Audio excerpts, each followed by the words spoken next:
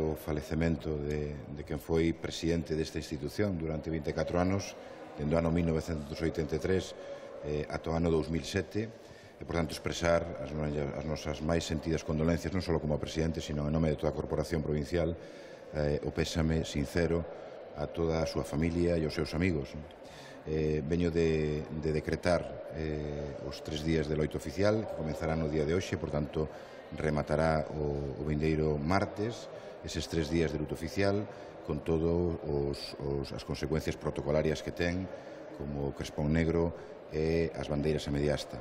Así mesmo, estamos elaborando xa a declaración institucional que ampare esta declaración para toda a corporación, de quen, sin lugar a dudas, é unha persoa que ocupa unha parte moi importante da historia desta provincia e, sobre todo, desta casa. Así mesmo, quero facer mención tamén de que a Diputación ofreceu e foi aceptado pola familia para que a súa capela ardente este hoxe situada aquí no Salón de Plenos da Diputación, cousa que nos enche de honor e nos parece un servicio axeitado a quen foi, ademais, como dicía antes, presidente desta institución durante 24 anos.